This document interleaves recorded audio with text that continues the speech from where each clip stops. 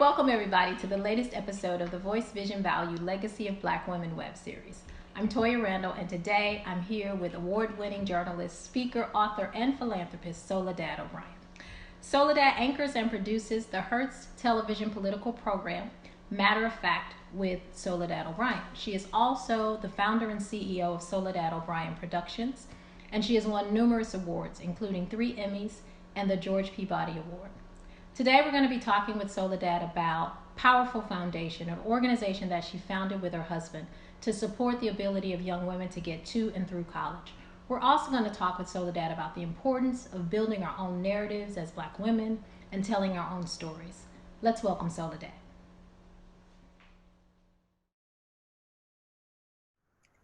All right, so Soledad, we are in the final stretch of 2020, and it has been an extremely difficult year. I'm ready to turn the page. Yeah, we're ready to go to 2021. Absolutely. So how have you been dealing with all of the events, both personally and professionally, understanding that you are a journalist and reporting the news and keeping watch? But these are historic and unprecedented times politically and socially. So how have you been dealing with all of it? Yeah, I think for the most part really well, because thank God in our family we've been healthy, and I think the first thing that knocks everybody into a spiral is health. So we've been very fortunate, knock on wood, that so far and we've been obsessed with self-isolating and staying away from everybody and wearing masks. So we've been very good at that. On the work front, it's just been very busy. And it's been a little chaotic, I think, for everybody. I feel like I'm having everybody's experience, which is your kids are kind of in school, but kind of not. And I think that's hard. Some kids are fine with that. Other kids really struggle. I've seen that within my own 4 kids. Work got really, really busy, but everybody needs their own space to do Zoom calls. That gets challenging. And then also we all lose our minds every, couple of days, all at different times, hopefully. And so I think that's been hard too. So it's I think for everybody, it's just been a lot, and I'm very ready to move on to 2021. And also, even in terms of the news cycle, it's just so busy, it never ends. You never really feel like, the President Trump's been campaigning for 4 years, and so the White House correspondents are in this mode where they really drive the narrative. And I really would like to get back to actual reporting on other things than just politics and talking about issues that matter to people. So it's been a lot for everybody, not just for me, for everybody. But I think we've been very fortunate because we've been healthy, and work's been really busy. And you've been producing your show from home? Well, the funny thing is, yes. So we just moved back into the studio, which means every couple of days a COVID test. And so, yes, for a while we were producing it out of my bedroom, and my 15-year-old son was a photographer. It's so funny, but they put my face up on the Hearst building, which it must be 10 feet high. But it's me doing my own makeup. I'm like, oh God. My face is like this big. I'm like, I probably should have done a better job with my eyeliner. Like, it's not super, but again, it's one of those things, you do the best you can. And what we found was our ratings were great. We're at about just under 2 million viewers for our show, which is really good for that show. And we're very excited about, so I think all these things that you believe to be, if there's any kind of silver lining in a terrible time, all these things that you believe to be true aren't always true. And this is an opportunity to test them, right?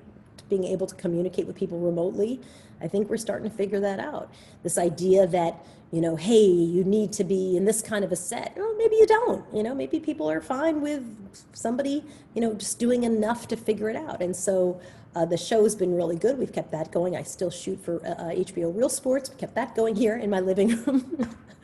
And if you could see the gear in my living room, it just wires and cables and stands and light stands and monitors just everywhere. So we've been trying to keep work going. Listen, I have 13 employees and I need to keep everybody working. We really made a commitment pretty early on that we would try to keep everybody employed because, it's a tough time for the thing, we're people who work in the industry that I work in, and making sure that everybody's gainfully employed and working, and that we're building is really important. And I think even in chaos, there are sometimes opportunities. No, I agree with you. I'm here with my son. He's 10. He's now my colleague. And right, we have gotten to know each other so Is he much your more. boss yet? He's not my boss yet, Yet. but yeah, he helps out a lot. And you're right, right? Like as moms, as women, there are so many things that we're juggling and prioritizing not only our own well-being and safety, but the well-being and safety of the folks we love. And in your instance, right, your team of employees. And so the other team of folks that we want to talk to you about are the scholars who It's been tough for them. are the beneficiaries of your philanthropic efforts through Powerful. So can you first tell us a little bit about the foundation and why you Sure. started? Yeah, so we started the foundation after Hurricane Katrina, mostly to help girls. We decided we would focus on young women, mostly because I was once a young woman long ago. And I kind of knew the things, I thought I knew the things that I thought that they would need. And then we started pretty much in New Orleans, but then expanded outside of New Orleans. And we help them get to and through college, kind of in a nutshell. Just anything you need to overcome the obstacle to get to college. And it's been tough. You listen, we have students who struggle to eat, and they also struggle to tell us when they're struggling to eat. So sometimes it's like pulling teeth, getting them to say, this is hard for me. I'm really struggling. It's not going well. So, as you know, anytime there's a crisis, the people who are already financially insecure, the families for whom life is already a bit of a struggle, they always get hurt more. It's always worse for them, and this is no different. It's much harder. But they're all doing well, and our motto, my own personal motto, is we're going to get through college even if it kills me. So, and it might. But I think for a lot of our scholars, some of them are very much doing it alone. And it just helps to have someone that you can call up and say, I'm scared about this. I'm nervous about this. I'm hungry. I don't know what to do. I feel like, again, all the psychological problems all of us are having, it's multiplied by 10 for our scholars. But overall, they're doing great. We'll have another round of graduations this year. We're keeping everybody on track online. And so for the most part, everybody's doing really well. Absolutely, that's great. And how has the business model changed? When we were last together, I think we were in Minneapolis for one of your conferences, and obviously we can't. Yeah, in person, 250 people, that's Yeah, not happening. yes. For us, the business model has only changed in that we're not doing those conferences, and we'll pick them up again once we're through coronavirus. Most of our scholars don't have high-speed broadband, right? They don't go and sit at their dining room table and fire up their laptops and just connect to the Wi-Fi, and it's all easy. Usually there's other people in the house and it's loud. The Wi-Fi is a little spotty and not super stable. So doing a big conference online is just not going to happen for us. So we decided we would just postpone it. All of our sponsors stayed with us, and they were just like, listen, we're all getting through it, and we'll get through this, and on the other end, we'll start hosting them together. We also know that the young women really like the camaraderie of being together, that there's something very special. Listen, there's a million things. I travel all the time. I will travel less. There's a million things I'm excited to do in 2021 and 2022 where I don't have to travel and I can just do it online because I feel like we've learned a lot, but not for this. I think these girls need to be at a conference and see people and talk to them and physically be around each other. And obviously it's just not safe to do that, so we're holding off for a little bit. One of the things I learned about your foundation and the way in which you support and sponsor your scholars is you call them angels, and every scholar is partnered with an angel. Can you talk about who have been some of your angels over the course of your career, your sponsors and mentors? Yeah, for sure. I think the key is to not necessarily make it so structured. I've had angels, I used to call them angels because sometimes they didn't know they were doing it. They were angels of a moment, the person who gave you 10 minutes of their time. My sister, who's a lawyer, who would sit down with some of the scholars who were applying to law school and go through their applications. She was very busy. She has a son who's autistic. Her life is just incredibly stressed. And she'd say, listen, but on this Saturday, I can sit down with everybody and go through their applications. And I was like, oh my gosh, yes, we'll take it. She's an angel for a day, and you can get very far with an angel for a day. And so constantly telling the scholars, like, there's a lot you can do with people who can just help you for a moment. There's also people who give you really good advice and they don't intend to, and it's because they're terrible. Like, they're a great negative example, you know. And again, I don't think that they intend to, but you watch them and you say, wow, that's really unpleasant. That's really ugly. Like, look at this person treating a person that way. I see what that looks like, and they feel powerful, and it doesn't look powerful. It looks weak. It looks mean.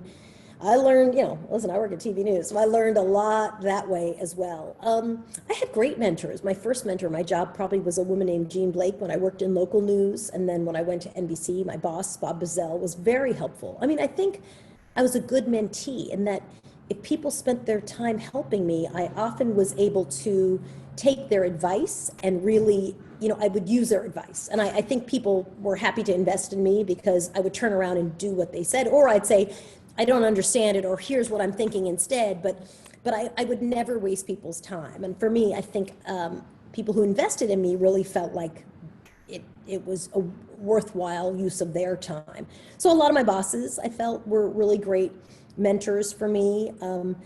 Sponsors, you know, I worked with Dick Parsons at Time Warner, and he was the head of all of Time Warner, and, you know, he used to have me interview him. And by doing that, you know, he took me and basically elevated my role. I was new in the company, right? But it was like, oh, Soledad always interviews Dick Parsons. And we would do great interviews. And he'd be like, do a good interview. Like, this is not a puff piece interview. This is, do a good job. But to have a person who could say, like, now, obviously I have to deliver, but to have a person who would say, I'm going to give you this chance, was really, really amazing. So I've just had so many, but I think a lot of it was that I'm a good mentee. And I know for the people who I mentor, when they turn around and say, hey, I did the 3 things you said, these 2 are really good. I'm really struggling with this 3rd one. Can you help me? Can I follow up on this? You know, then you want to invest in them. You know, and there's a number who I think sometimes just blow you off and they don't want to do it, which is also fine, but it doesn't make you want to mentor them. Absolutely. And do you have examples of, you know, when you had experiences with folks who, you know, showed you how not to behave or how not to show up? Oh, should I name names? Look at you, Toya. Okay. You know, Paula Zahn, when she worked at CNN, was a great positive example. I remember once she came into a meeting, and I had worked the morning show. So I was wearing Uggs and sweats and a big t-shirt because I'd finished my day and taken off my fake eyelashes and, you know, and I remember she walked in a dress that was amazing and high heels. And I remember thinking, like, oh, this is why people wear these uniforms, right? Because they're powerful. And I don't think anybody, you know, thought I was terrible for wearing sweats, but they also weren't going to give me the seat at the table. People literally, the head bosses cleared the seat such that Paula would sit like, no, over here. And they moved her right up. She walked in and she was a little late, but people sat her right at the front with the executives. And I remember thinking, like, oh, so maybe slipping into sweats, you know, after my show is not a good idea, right? Maybe there's something to this power uniform that you don't just wear on TV, but that you also wear for meetings. Like, this is the armor of what you need to look like, clearly, because part of her job, right, was to look like Paula Zahn. And you know, I mean, she was lovely to me, but we don't know each other. But I remember thinking, like, oh, and it really changed how I started thinking about, you know, you can't move your weight right up to the front of the table if you're in sweats and your hair's in a scrunchie because your day is done. No one's going to fault you for that. You've been on, you know, I was at work all day and my show was over. But if you want the seat at the table for all the other stuff, then maybe you do need to rethink kind of that sort of stuff. Oh gosh, yeah, I've had bosses and people I worked with, you know, a lot of anchor women who would do a lot of, you know, do you know who I am? Or, you know, throw things in bathrooms and just, you know, and generally, and also just people you see at the, you know, back when we were going to shopping malls, you know, who were just chewing out the sales clerk. And you're like, if you really want help, if like you're really trying to solve this problem, and you see it today with all these crazy anti-mask people, but if you really want something, right, then just work to solve it. If you really, really, really don't want to wear a mask, then tell the person, I really don't want to wear a mask. Can you help me? I'm going to stand out here. Could someone go and get such and such? Most places, the people offer. You can't come in. I will get you what you want. Let me help you. So I think it's about, if you're really involved in solutions, and what you see in people who are good negative examples is that they don't care about solutions. They care about feeling like they're in power, and screaming at people makes them feel like they're in power.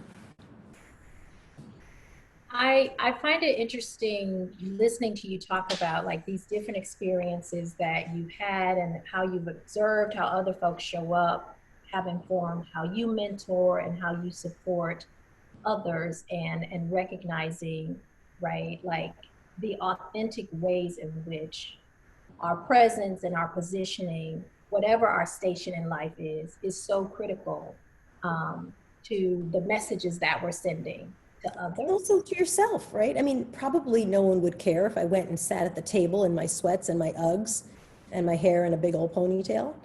I felt uncomfortable. I did not feel powerful. I felt like I wanted to hide. And if you want to be leading discussions and telling people, listen, I should be the one who's hosting this special for the network, then you really probably shouldn't feel like you want to hide. You should probably look like they can look over at you and be like, yeah, you could do that, looking the part of what you're wanting to do. So I think it's a lot of it is, it's sort of a bit of a two-way street, right? It's a little bit of how they interpret you, but it's also how you feel powerful. One of the things I always advise people is, when you go in, especially in interviews, people ask me a lot, what do I wear? And I'm like, make sure you've tested it out, right? There's nothing more annoying than the gappy blouse or the this or the that you're doing this all day in your interview or on TV. It's annoying. It doesn't make you feel like you can focus on your work. It makes you feel like, oh, I wonder, is it slipping? Is it slipping? And so that's just a focus issue. And I think, that kind of stuff is not being overly concerned with your look. It's saying, it's what we do for our scholars. Let's clear all the obstacles out. Wear the thing that is, fits. When you sit down, it fits. It doesn't gap. You've tried it out. You read your speech 4 times, so you're not nervous about it. Like, let's get all this out of the way so that you now just can focus on your performance. That to me is what it really is about. So critically important. And there were many reasons I created this platform and this web series, but more than anything, it was really to make space and to give air for our stories and for us to have access to one another in ways that are not always available. And I'm curious to know for you, like, what was the moment where you decided, in order to tell the kind of stories you wanted to tell that were important to you and important to your community, when did you know you would have to go out on your own? I was covering JonBenet Ramsey. And in JonBenet Ramsey, and it was an anniversary. So maybe it was 5 years later or something. So 5 years later, we're doing JonBenet Ramsey. There must be 60. And I'm thinking, like, I am missing so much at home to do this thing that I don't want to even do. I'm going to add no value standing here on a lawn, 120 feet from the location of the house of a story that's 5 years old. And I remember thinking, and that was way, way, way before I left, but I remember thinking, like, this is not what I want to be doing. I love traveling. I love covering breaking news. I love all of that. It's exhausting, but I really did enjoy it. But at some point you think, we're chasing things that are not that important to me. Someone else should go do it. So I think that's when I thought about it. And I think when I knew I could do it was when I was having enough success with the series and the documentaries that I knew that I had a name that was big enough to be able to carry a production company, and people would take meetings with me and they kind of knew what I did and the quality of my work. And I think that sort of was the second part of it. And then the third part was really leaving my contract and also being able to get business right away. So financially, we could kind of make that jump. And then once you launched your company, how did you build the sort of format and the sort of architecture of the kind of stories you wanted to tell? Because it's very different. Yeah, sort of. It has always been about giving the mic to actual people. I really find politicians incredibly frustrating partly because that's the bit of the job. And so local officials would tell us about, their anti-poverty plan, or they tell us about their homelessness plan. And I was like, I'd actually like to talk to a homeless person. I'd like to talk to a person in poverty. I'd like to talk to someone in a housing crisis. I'd like to talk to a person who's being evicted. Like, if we're going to do that story, why do we always go to officials and not go to the people? That just seems so crazy to me that we don't go to the people. So that was really what I wanted to do. And I think we've continued to do it. I think from when I started doing docs to this very day, that was really the sense of what we wanted to accomplish. And how has news changed from the days of Black in America and Latino in America? We're so far, in my opinion, away from times of old. Yeah, we are. I think that news is a little more crazy and chaotic. And also, I think the White House correspondents really dictate the coverage. I think the president's been campaigning for 4 years. And so it feels like it. It feels like we've been in campaign mode, which is a running down a hill, we'll spend 2 days on every story, and you're constantly, and you don't sit and say, well, what does this mean? What is this? How does this affect people? Because all those reporters who do those other things, they're kind of blown out of the water in a way. A lot has changed. Unfortunately, not a lot of added diversity, interestingly. There's some, but certainly if you look at, for example, Latinos, the number of Latinos working in TV newsrooms has not actually gotten bigger, even though the population itself of Latinos in the US has grown a lot. So I think that that's a real struggle, trying to figure out diversity. I think that there's much more talk and not so much opinion, but like pundits who sit there and give their opinion, who are not experts, which is not something that I really like. And then, of course, just, a big old pipeline through social media of just information that comes at you, constantly, day in and day out.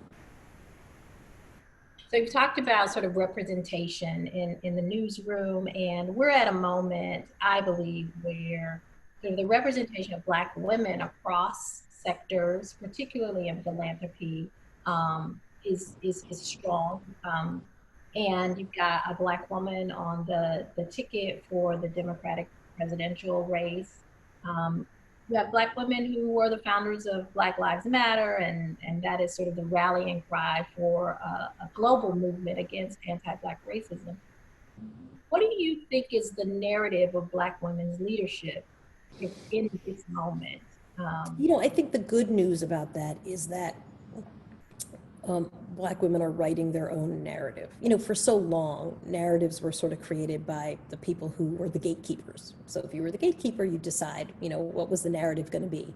Oh, are we deciding that Kamala's going to be this? And we're going to say that she did this in the debate, or she did that, or she made too many faces, or I'm trying to think of things off the top of my head that I heard that were weird and random.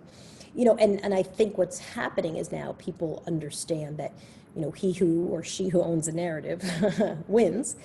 And you're beginning to see people leverage the power that they have in social media and all their connections to be able to say, no, this is the narrative. And if we can get enough people on board, we can tell a different story. So I think it's actually a very good time for that, because it was a time, as you well know, one of the frustrating things about TV news, right? If a bunch of gatekeepers on the 6 o'clock news decided that it was irrelevant to hear from you, you would not get on.